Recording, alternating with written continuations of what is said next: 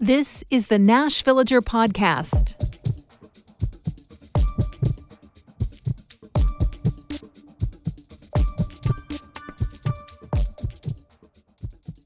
It's July 8th, 2026, and as you are probably aware, the World Cup is underway. And this is the time of year every 4 years when most of the globe is fixated on the beautiful game. So a lot of days right around now are anniversaries of important soccer victories. Today is particularly special for German fans. On this day in 1990, West Germany beat Argentina to win the World Cup final. And 24 years later to the day, Germany had a semifinal win over that year's host nation, Brazil. They'd go on to ultimate victory in that tournament a few days later, once again beating Argentina for the prize. Now, the United States men's team has never done as well. Our country's best finish was a good one, third place, but that was a long time ago, in 1930. This week, the U.S. lost to Belgium in the round of 16, but they played better than ever before. They drew passionate crowds. That's a reflection of the way professional soccer has grown in places like Nashville. And Major League Soccer teams around the nation are hoping this World Cup will push them into yet another level of popularity going forward.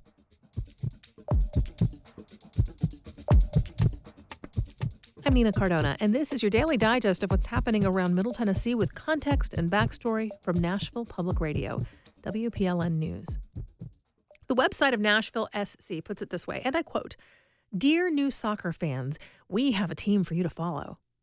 And through the tournament, the team's marketing office has been working hard to take advantage of the surge in interest, offering special ticket deals to celebrate U.S. team wins and hosting watch parties.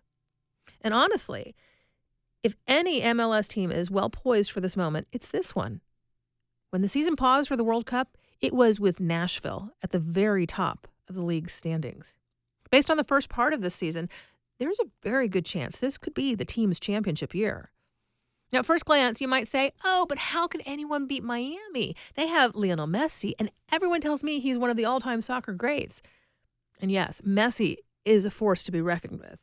But Nashville SC has beaten Messi's Miami team. They did it just a few months ago, and that wasn't the first time. The thing to understand about the boys in gold, as Nashville SC is called, is that Coach B.J. Callahan has built a squad that now includes some of the best players in the MLS. Sam Surridge was a top contender for last year's Golden Boot, which is the award given to the season's top-scoring player in the league, and now seems well recovered from the injury that kept him off the field for some of this year's games. Hani Mukhtar is a past MLS MVP. Christian Espinoza was the driving force behind the past success of the San Jose team, and now he's playing for Nashville. When this year's All-Star team was announced last month, NSC led the league with the most players named to that roster: Mukhtar, goalkeeper Brian Schwacke, and defender Andy Nahar. Now, those names aren't going to be familiar to folks who are coming to pro soccer through this World Cup because none of them played for their national teams. But they are excellent players. And not playing for the Cup means they've had a chance to rest and recuperate. The international tournament is almost over. MLS play will resume soon. Nashville's first game back will be a match at home against Atlanta on July 17th. And it will be an important moment to see whether the pause in play broke the amazing momentum of the first part of the season or gave them a chance to come back even better. In just a few minutes, this week's edition of What We're Wednesday is coming up after the newscast.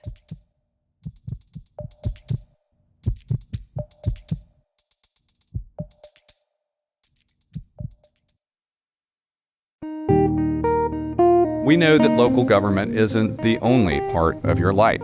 Like the mayor, I know that city government isn't the only thing you're concerned with. We are still struggling to find affordable housing. They're taking over this bus stop. That's one of the unique challenges with my business. I'm WPLN's Metro reporter Cynthia Abrams.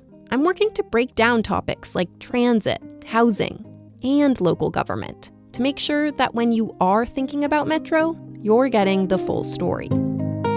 Follow my latest stories at WPLN.org. Here's the latest from WPLN News. A judge says the Putnam County Sheriff can withhold the identity of ICE detainees in the jail there. Earlier this year, the Tennessee Immigrant and Refugee Rights Coalition sued to find out who's being held there on federal immigration charges. The suit was part of an effort also seeking to learn more about the jail's detention practices. The Cookeville judge has sided with the sheriff's office. He points to a federal emergency regulation from 2002. It says those records are accessible under the federal open records law, but not the state version. The plaintiffs were using the state version. The judge also pointed to other states that have made similar rulings, but the Tennessee Coalition for Open Government reports other sheriff's offices in the state and elsewhere have released ICE detainees' identities, with some posting them online along with the names of other people in jail. Divorced from reality. Those were Nashville Mayor Freddie O'Connell's words for claims from a data center developer with a project planned near the city's zoo. The company behind the project, DC Blocks, says it's working with the zoo and the mayor to set up environmental guardrails, but the mayor says that's not true. WPLN's Caroline Eggers reports. DC Blocks issued a statement just a few hours before Nashville City Council met to debate limits on new data centers. The company says it made commitments to the mayor to reduce noise, control pollution, and pay its fair share for energy. But shortly afterwards, Mayor O'Connell said that's wishful thinking, calling it a PR play and possibly an attempt to disrupt the council's votes. The mayor has filed eminent domain legislation to buy the property that DC Blocks intends to build the data center on. Effectively, that would block the project. Caroline Eggers, WPLN News. Nashville's Metro Council voted yesterday to approve the mayor's eminent domain legislation on the first of 3 readings. The council also passed on second reading a new set of regulations for all new data centers proposed in Nashville. Those proposed regulations include new zoning rules, a ban on large data centers, and buffer zones between data centers and sensitive sites like schools, daycares, and parks. Hundreds of residents showed up to support limits on new construction. People began filing into the Metro Courthouse in the late afternoon to get tickets to speak in front of the council many hours later. Adam Nicholson is from South Nashville. He's worried about pollution and water. The consumption of fresh water and energy, the toll it takes on our grid and on our water supply isn't sustainable. And I think this regulation is a great step in the right direction to say this industry needs to be reined in. The public hearing stretched past midnight as nearly 200 people spoke. Ultimately, Metro Council pressed forward with the legislation. The final vote on new regulations for data centers is scheduled for July 21st. 2 recent pedestrian deaths in Nashville have detectives seeking hit-and-run drivers. There have been at least 14 people killed by vehicle strikes in the city this year. WPLN's Tony Gonzalez reports the increase in cases could make it even tougher to find those responsible. Hit and runs often challenge detectives, and they've been busy in recent years as the city has surpassed annual pedestrian fatality records several times.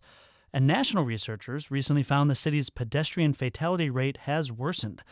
That is despite official commitments to what are known as Vision Zero infrastructure plans, like lower speeds, better lighting, and more visible crosswalks, all of which are meant to reduce all types of roadway incidents.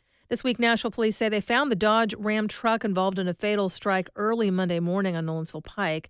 The victim, 68-year-old Robert Powell, was also struck by a white sedan. Neither stopped. Another pedestrian victim who was hit in June on Lafayette Street has been identified as 50-year-old Terriman Diane Lopez. The new state-appointed Metro Nashville Airport Authority wasted little time this week at its first meeting.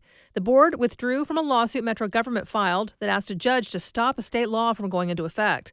The new law went into effect July 1st. It removed all 9 existing Airport Authority members who were appointed by Metro and replaced 6 of them with people selected by Tennessee's top elected officials. The other 3 will be appointed by Metro. The Nashville Business Journal reports no court order exists at this time to stop the new state board appointees from being in charge. The new law also applies to the boards of the commercial airports from Memphis, Knoxville, Chattanooga, and the Tri-Cities. AAA says average gas prices fell another 2 cents this week in Tennessee, but it's still up more than 60 cents from this time last year. It's hard to know how long the declining price will continue, but MTSU economist Dan Smith says gas isn't much higher than historical averages if you compare the price to wages. On average, since 1976, it's been about 7.5 minutes that the average non-supervisory worker has to work to buy 1 gallon of gas. It is currently about 8.5 minutes. So it is up compared to historical trends. But I think the pain point is that a lot of people bought bigger cars than they needed.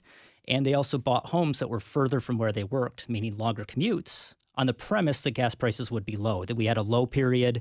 And I think they're locked into these decisions. Now they may be rethinking those right now. Smith joined the show to talk about summer road tripping in Tennessee. The episode also included visits to both Buc-ee's and Dolly's travel centers. Listen to This is Nashville at WPLN.org or on your favorite podcast app. You'll find more news anytime at WPLN.org. Another more grassroots kind of soccer is in Nashville now, and Marquise can tell you about it.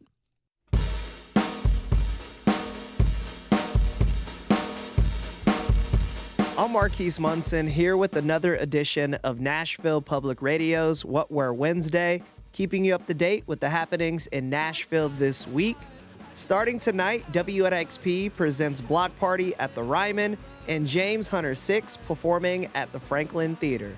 Thursday night, WNXP presents the Bug Club at the Blue Room and Henry J. Starr performs at the East Room. Back at the Blue Room on Friday with April and Vista, and performing at the same venue on Saturday is the Sewing Club. Also on Saturday, Nashville Punk Rock Flea Market is at Eastside Bowl. For more events, head over to WNXP.org/events.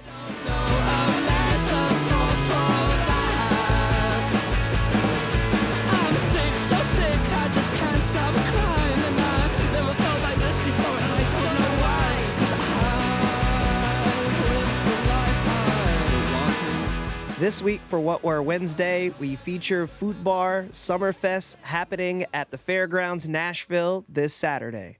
The free family-friendly event featuring a street soccer tournament, food trucks, vendors, music, and a watch party for 2 FIFA World Cup quarterfinal matches as a way for Food Bar to continue to connect with Nashville's soccer community. My name is Rachel Masterson. I'm the founder of Food Bar, which is Nashville's street soccer community. I originally learned what street soccer was and kind of fell in love with it when I was in high school. I've played soccer my whole life, and my friends introduced me to the street soccer format. We would play for hours, and it was just super fun. And I always remember thinking, I wish that this was more popular in the United States, and I want to do something with this one day. And I actually first thought of the name Food Bar in my capstone entrepreneurship class at Belmont a while back.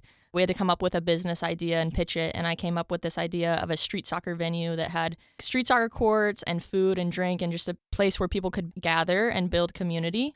And then during the pandemic, I moved back to Nashville and thought, you know what, I really want to try this street soccer thing and just see if people like it. So started hosting free pickup. People really enjoyed it. We had really big crowds. We play at different courts around Nashville, different tennis courts and basketball courts. We play at Hadley Park on Sundays. We play at Rose Park quite a bit. We also recently launched in Hendersonville at an old hockey rink there. We kind of have standard sessions, which are people that generally know how to play soccer that are very popular, but we recently launched what we call a beginner and a casual pickup session for people that maybe played soccer when they were younger and want to get back into it, or maybe haven't really touched a soccer ball and really want to get exposed to it. And that has been really popular and really fun. We do that every Monday night. And we also have women's only sessions that I'm very committed to and passionate about growing our women's community. We do that every Tuesday night. We developed an app, the Food Bar app. If you're on Android or the App Store, you can see when and where we're playing each week. I'm going on 5 years now that I've been doing this. It's really been like a passion project on the side with a team that does a great job. We don't have our own venue yet. We're still working on that, but we really have a great community of folks. Even if you're just a soccer fan, you're not a player, maybe you're a little scared to try it out, anybody's welcome to come and watch and hang out. In addition to street pickup, we're just adults right now. We will eventually expand into youth, but we also do watch parties and hangouts like almost monthly. So we post those on the app and on our socials as well.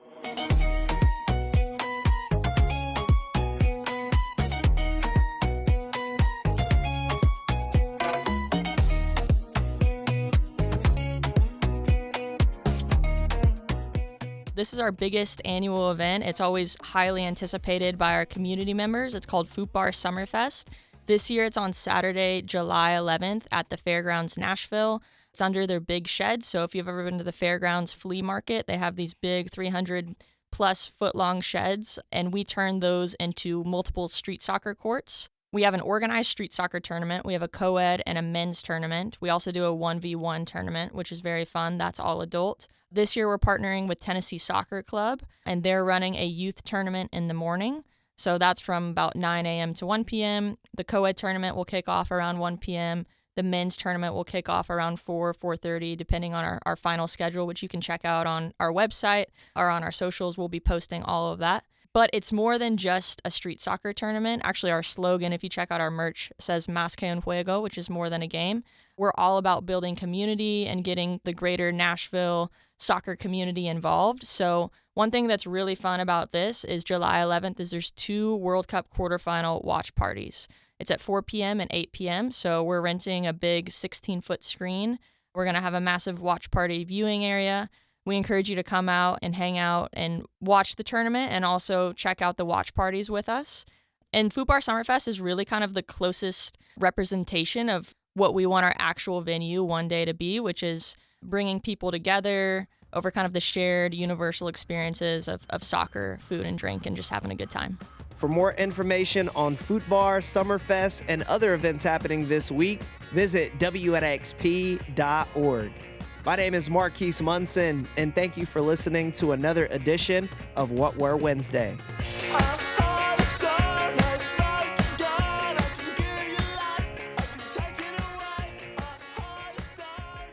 We do this roundup of Nashville news every weekday, so subscribe in your favorite podcasting app to make sure you never miss an episode. And if you like this, you'll probably enjoy the Nashvillager newsletter too. You'll get perspective from more of my colleagues at Nashville Public Radio and links to the stories we're following. Sign up for those daily emails at WPLN.org/Nashvillager. Thanks so much for listening. Let's make this day a good one, and we'll catch back up tomorrow.